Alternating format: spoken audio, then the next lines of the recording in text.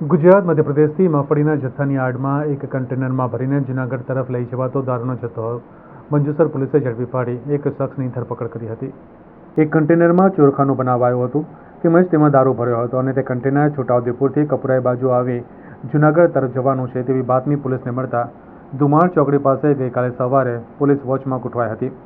આ દરમિયાન કન્ટેનર વેમાલીમાં સિદ્ધાર્થ એનેક્સનની આગળ પાર્કિંગમાં ઊભું છે તેવી માહિતી ફરીથી મળતા પોલીસનો સ્ટાફ ત્યાં પહોંચ્યો હતો. જ્યારે બાતમી મુજબનો કન્ટેનર મળ્યો હતો. પોલીસે કન્ટેનરમાં તપાસ કરતા ડ્રાઈવર અર્જુનસિંહ બંસીલાલ નટ રહે રાજસ્થાન મળ્યો હતો. તેની પાસે કન્ટેનર ખોલવાની અંદર તપાસ કરતા કાળા રંગના કંતાનના કોથળા મળ્યા હતા. આ કોથળામાં તપાસ કરતા મગફળીનો જથ્થો હતો. કન્ટેનરમાં દારૂને લગતી કોઈ વસ્તુ મળી ન હતી, પરંતુ બાતમી સાચી હોવાથી પોલીસ દ્વારા કેબિનમાં તપાસ હાથ ધરતા ડ્રાઈવર સીટની પાછળ એક ચોરખાનું મળ્યું હતું. આ ખાનામાં તપાસ કરતા ₹9.12 લાખની કિંમતના 2280 દારૂની બોટલ ભરેલી પેટીઓ મળી આવી હતી.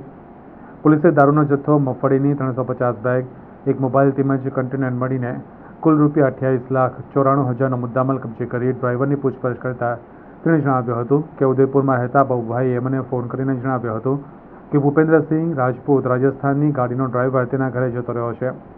ગાડી મધ્યપ્રદેશના છતરપુર પડી છે. તેને લઈને ભૂપેન્દ્રસિંહ કહે ત્યાં પહોંચાડવાની છે.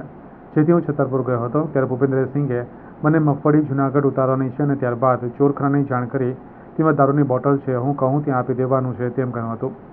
પોલીસે અર્જુન લાલા અને ભૂપેન્દ્રસિંહ સામે ગુનો દાખલ કરી વધુ તપાસ હાથ ધરી છે.